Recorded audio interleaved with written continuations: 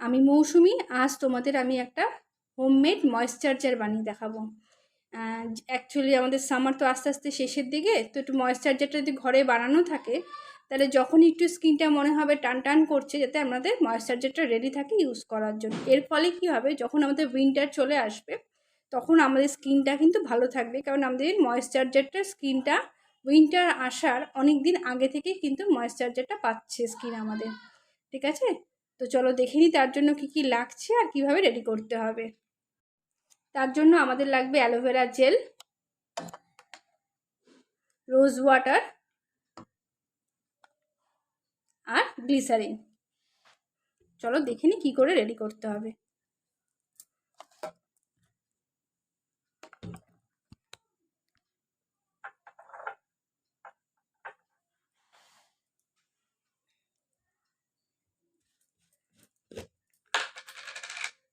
এর মধ্যে আমরা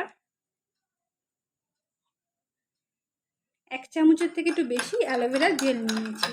ঠিক আছে,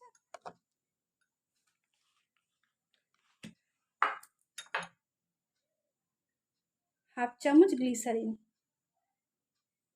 অ্যালোভেরা জেল আমাদের স্কিনটাকে যেমন সফট করবে, গ্লিসারিন আমাদের স্কিনের মধ্যে ময়েশ্চারাইজার ভাব এনে দেবে, একটা সফটনেস এনে দেবে। ঠিক আছে,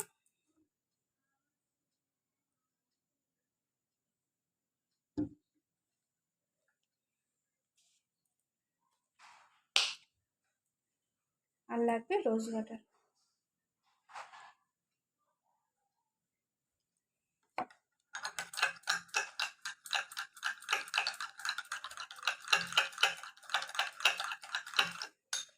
এটা ভালো করে রেডি করতে হবে।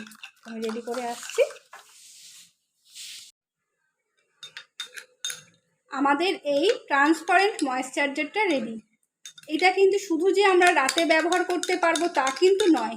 এটা যখনই আমাদের মনে হবে আমাদের ফেস ওয়াশ দিয়ে মুখটা ক্লিন করার পর বা ফেস প্যাক কোনো রকম মাখার পরে আমাদের মুখেটা টান টান ভাব লাগছে, এই ময়েশ্চারাইজারটা কিন্তু তখনই আমরা অ্যাজ এ ময়েশ্চারাইজার ব্যবহার করতে পারবো।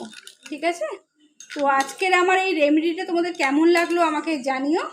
অবশ্যই আমার পেজটাকে একটু লাইক, শেয়ার অ্যান্ড ফলো করো, আর তোমাদের ফ্যামিলি আর ফ্রেন্ডদের মধ্যে কিন্তু আমার পেজটা একটু শেয়ার করে দিও। তো আজকের জন্য টাটা, আবার দেখা হবে অন্য আরেকদিন নতুন কিছু নিয়ে।